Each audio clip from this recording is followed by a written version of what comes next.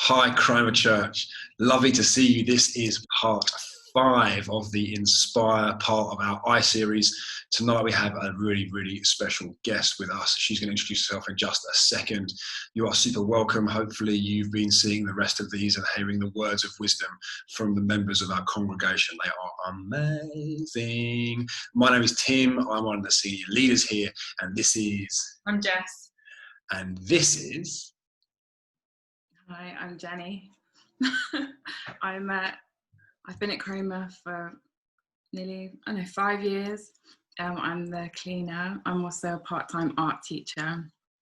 And I also volunteer with This Is Eden, and I do illustrations for them, which is a great hobby of mine. And I have 2 kids, and that's it. Nice. Great.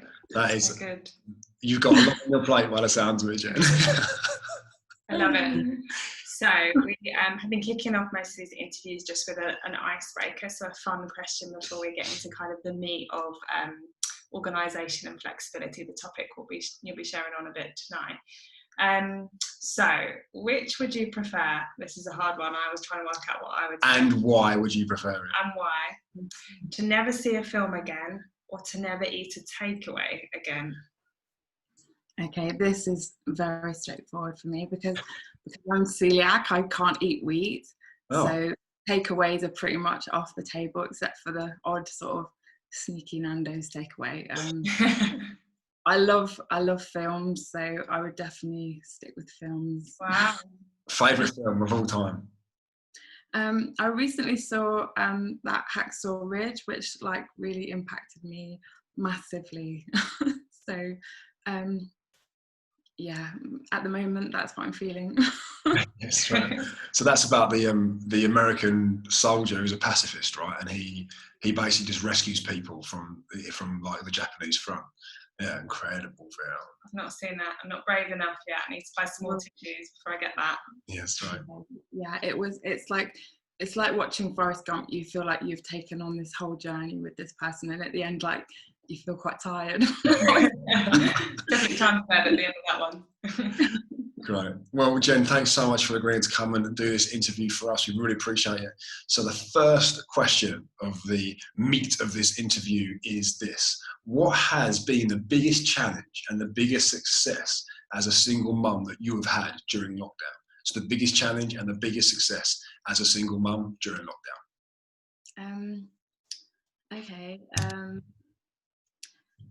I think just trying to cope each day, with what the day's throwing at you, and I think I can be very clear and honest and say, I'll be the first to put my hand up and say, I have not coped, I haven't coped. There's days when I've been yeah, I'm doing really well, and then there's days where you just pull the duvet over your head and hope the world sort of disappears. But yeah, I was thinking about that, not coping, what does that actually mean? I'm still here, I've survived, I've got my sense of humour, I've not got everything right, but we're still going. So I was thinking, that in itself is a level of success, and success is not the same as perfection.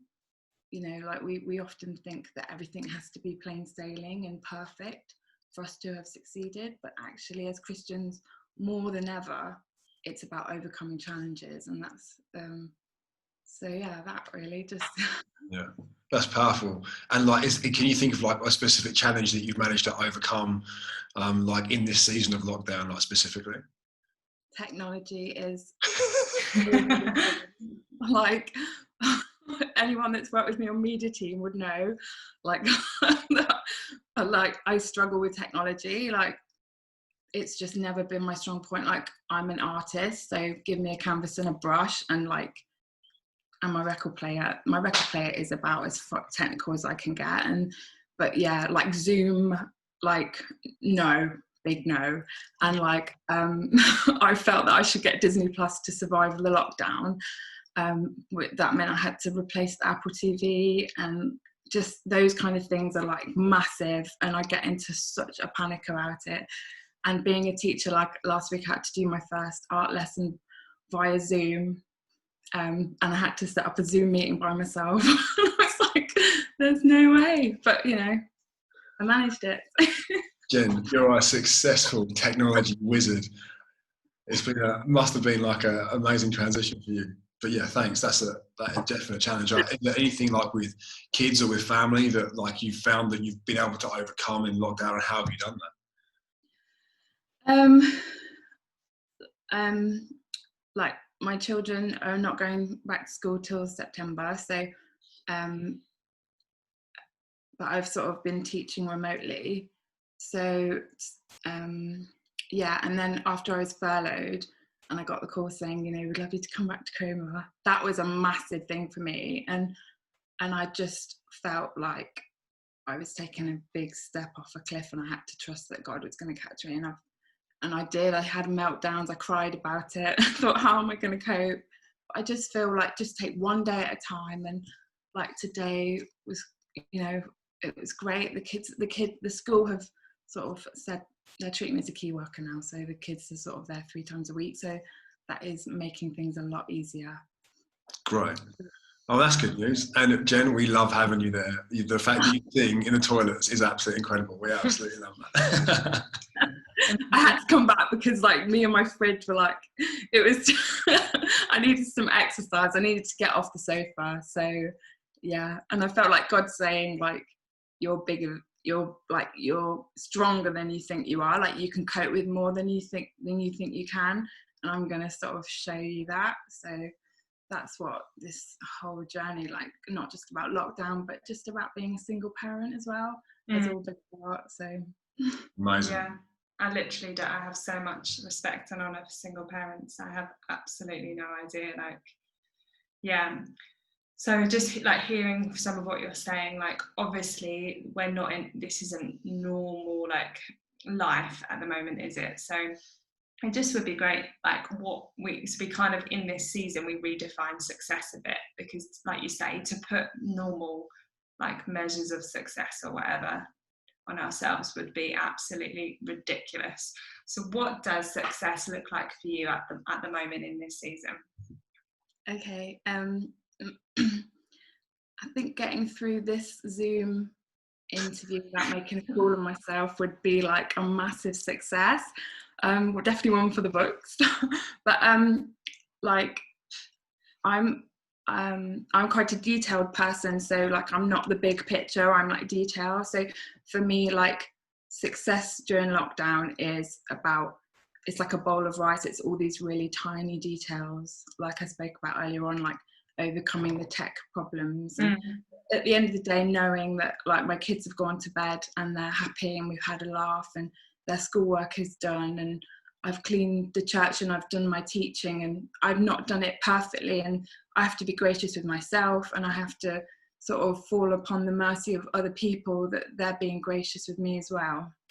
But that's like, it's really been good, like for any kind of pride, like just sort of pulls that away, doesn't it? Like I've tried to not keep up appearances like during lockdown, and said, this is me not coping. I think most work colleagues at Chroma have seen me either shout or have a bit of a cry the past couple of weeks, and I'm just like, I just think like everybody understands that this crazy surreal scenario that we found ourselves in, like we can all relate to each other. And I mean, it is absolutely surreal. Like I turned 40 at the beginning of the year, and I was like, this is going to be my year. Like I'm going to have, like, my parents are moving up here, so I'm going to have extra support, and I'm going to, like, you know, get fit and lose weight, and all these wonderful things are going to happen. And then, like, I was recovering from surgery, and then I went back to work, and a week later, boom, like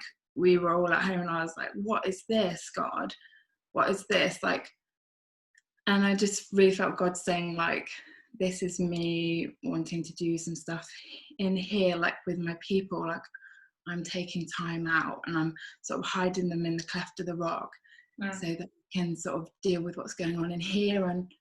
And sort of you know, you people get so caught up with what's going on out there that I'm going to sort of, you know, address some stuff. And so many people, I know I'm getting off point, but so many people have said to me, like, I really feel God's been doing a new thing within my heart, like challenging me over different things, redefining my priorities, all these things. So sorry. Good. And I think that success, like in this season, a lot of it is like an internal job, isn't it? Like, are we allowing God into that, like into those places? Are we willing to go there? Because he's got, and he's kind of like, whatever our agenda is, that's now out the window, and it's his agenda on the table, really. We have a choice to go there. So it's really honour you for that, and that's really, really great. Yeah. I mean, Jen, you said you've had to be gracious with yourself. Like, just can you help? Just take us through that a little bit. Like, what does that look like in your life? And like, do you have any advice about how you can be gracious with yourself? Like, what does that look like? I think it's like I'm quite an organised, tidy person. Like everything has to be just so. And like the pile of ironing will literally like mock me, like, you've not done me, like, you know, your house isn't perfect. And so it's like learning, actually I write my list and I write what has to be done at the beginning of the day or the night before, and then I write what could be done, like things which are flexible. And it's about sort of getting the stuff done that has to happen. Like, I have to go to work and the children have to do their schoolwork, but there's some of that other stuff, like I just add it to the following day, and it could be a week until I get around to it. But I think, well, I've not done the ironing, but actually, Jen, you've like cut the grass by yourself, and you've done the meter readings, and like you've FaceTimed your parents, and all those things. So, and and like my issue is like eating, like I comfort eat. So like one of them big bags of crisps, like I could sit there and get through it like in one day. And if I've had a really bad day, then I might do that and just think, well, be gracious with yourself. Like, you know, things are completely out of whack at the moment, and you can lose weight after lockdown. Do you know what I mean? Like, it's not a good like crutch to lean on. Like, I should go to Jesus. Like, of course I should, but sometimes going to the fridge like happens, and you have to forgive yourself. And I think we can all relate to that, can't we? We can all relate to like since becoming a mum, I'm the same. I have to scale back my lists, which ones are like realistic or not, and we can like all have those moments where we've like overeaten, or we've done something, or like you say, we've used different sort of comfort, and it's like, okay, I get back off, and I get back up, brush myself down, and like tomorrow's a new day. I think that's so good. Yeah, powerful. And Jen, like, thanks for being so honest and open. Like, I really feel like you're speaking on behalf of quite a number of people in this moment. So many people. So I really hope that you guys, if you watch this, you're actually getting some realization that like Jen is actually speaking on behalf of a lot of people here, and it's really important. And Jen, like, if you could give one piece of advice to single mums, single dads, single parents, in terms of a mistake that you've made and that you've had to overcome, like what would that be? What would that one piece of advice be that you've experienced during lockdown? I think like not being rigid, like the flexibility is really important. So to be organised, like say to write the list. I mean, I write so many lists, it's unbelievable. To write the list and then give it to God and say, not all of this is going to happen. And like, I'm a very creative person. I like to be drawing, I like to be painting, I like to be singing, I like to be doing all of this.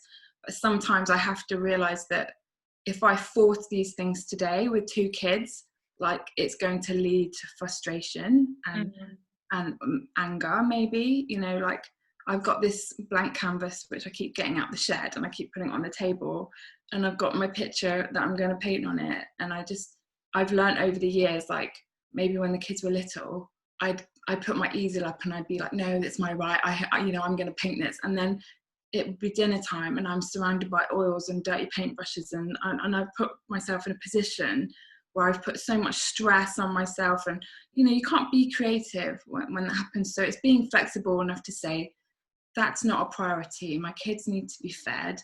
And that canvas will come out another day, like when there's a bit more peace, when there's a bit more space, when there's a bit more quiet. And rigid, impatient desires and ambitions in motherhood like lead to frustration and they rob you of joy. Like, we've got to be flexible, we've got to go with the flow and not fight it. I was thinking about, like, I was reading about what a desire is, like our creative desires, and how, like, we always replace them. So once you fulfilled one desire, like in regards to a creative activity, maybe if that's for me, then there are more to come. So there's an endless supply of inspiration and creativity within ourselves because we're made in the image of God. Oh. But then I just think, well, why do I have to be striving to do these creative things? Like, because I'm creative, there's like a striving within me. And it's like, well, actually, a dream delayed is boredom deferred. Like, in other words, if I don't get to do that, I can look forward to doing it another day. And that's really fun because, you know, my idea can develop and things like that. And sorry, I don't remember the original question. No, you're great. Can I just quickly, freedom delayed is boredom deferred? No, I think it was, like, I came up with this. I read the other day, like, wise is one that has few desires. So in other words, like, you're wise if you don't expect too much, don't desire too much. But I sort of said, I'm not 100% keen on that. So I thought, and I was thinking about it, and I decided to change it to a dream delayed is boredom deferred. So I have a hope of this dream that is going to come into fruition at the right time, and I'll be patient until that moment arrives. So yeah, I love that. Yeah, that's really cool. That's amazing. Great. Yeah, that's really good. And I think a lot of us mums can relate to that. I think there's like this yielding process that you can have all the, you know, all the planning in the world, and some days it's just like, not today. No plans are happening today. Everyone's going to be fed and hopefully clean, and that's a good day. exactly. So you talked about your list and stuff, which is that was a really helpful example. I just wondered, we're talking about organisation and flexibility. That's quite two things that are quite hard to balance. So how have you like managed this in lockdown? Because it's almost two skill sets, and like, how do you weave them together, I guess, in lockdown? Yeah, so it's about being ready to do what needs to be done, but being prepared to drop it and do something else. So like we said, expectation of what the day will bring, but knowing very well that it could bring something completely different. Like, if the car breaks down, you've then got to sort that out, and you're not going to get to M&S to treat yourself. So I think we've also got to remember, like, even though we're Christians and we're not afraid, like, I was quite nervous at the beginning of lockdown about getting COVID-19 and if I ended up in hospital. I had a friend that was sort of in intensive care, and I was, you know, thinking, oh, what if I die, or what if somebody I love dies? But I think, you know, you get to a point where that thought's been going on for so long that you sort of can't be bothered with it anymore. But we still got to give it credit that sort of this pandemic is like a humming in the background, like the fridge, isn't it? And it's constantly there. So our anxieties and sort of tension and thoughts are heightened, even if we're not thinking about it constantly. I'm really sorry, but I forgot the question. Just talking about balancing organisation and flexibility. Okay. I managed to do that in lockdown. Literally write a list. Okay, so today was a big day because I had this interview in the evening, and I spent about 3 hours preparing for it. You know, getting my mind up, because I'm quite philosophical, getting my mind around it and wanting to sort of bring some scriptures in spontaneously. So I literally wrote out, the kids have to be at school here, and then I have to get to work at this time, and then, like, I'll take my lunch, but if I don't need it, I'll carry on working, but I had it. And then I must leave at this time because it takes 15 minutes to get to school, and then I won't be late. So I used to be late a lot, but now I'm not, you know, now I'm in sort of in my 20s and teens, I was late a lot, but I would like say in my 30s and now, you know, sort of brushing 40, I'm not to be late because I'm quite an anxious person to be late is just, I can't let myself get that upset. Do you know what I mean? That I've let everyone down, and that especially as a teacher, like, so I am trying to improve my time management all the time. So I congratulate myself. Like if like I got to the school today at 3:30, pulled up outside, and I congratulate myself, because that is a victory for me, that despite everything I arrived on time. And then I had to do the kids' meal before their dad picked them up, and yeah, so I literally write a list of what has to happen, because also I've got so many thoughts going on in my mind that it's about laying them down, isn't it? And so that, like, it's like a ball of wool, isn't it? Kind of, you're like this, trying to put them in order. Yeah. And I love that. I love what you said about celebrating victories, those small victories.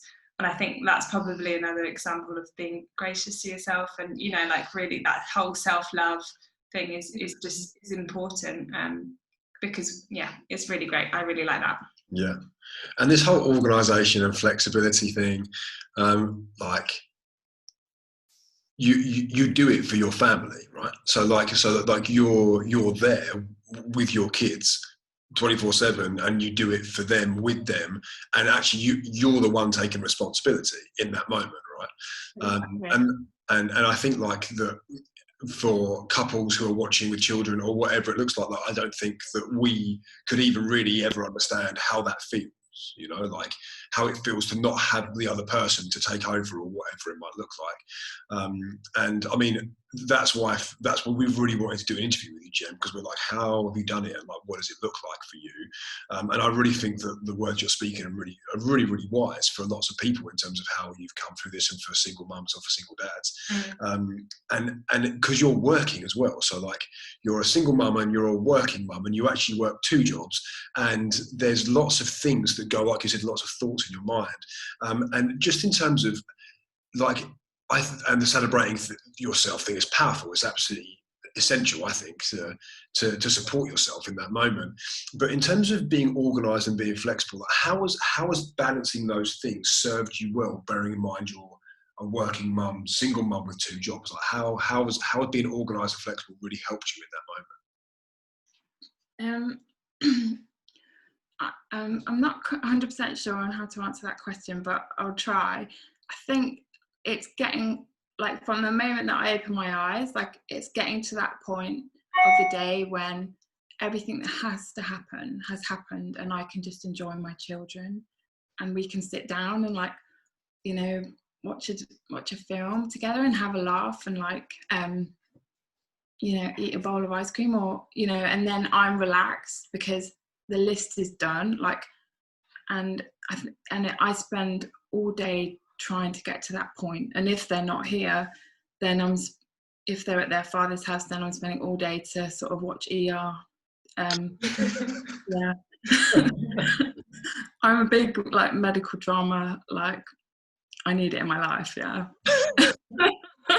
I love medical dramas, but so yeah, I think being organised, you reward yourself. Like, I got up on Sunday morning and cut the grass at 9:30 in the morning. I could have stayed in bed, but to me that's late enough. Like, I know some people be like, that is late, but other people be like, no way. We're all different. But I was like, because I want to get to that point where I've ran the race of that day. Do you know what I mean? Because every day is like that, and it's not just like becoming a single mum, it's becoming a mum. Because, like, when I became a mum, I was only 25, and it was a surprise. And suddenly, like, my life was not my own. and you're getting to a point, you would know this so much, Jess, like, I can't imagine how lockdown's been for young mums. You know what I mean? My kids can hold themselves up and speak and feed themselves and write their own bombs, like, it's great.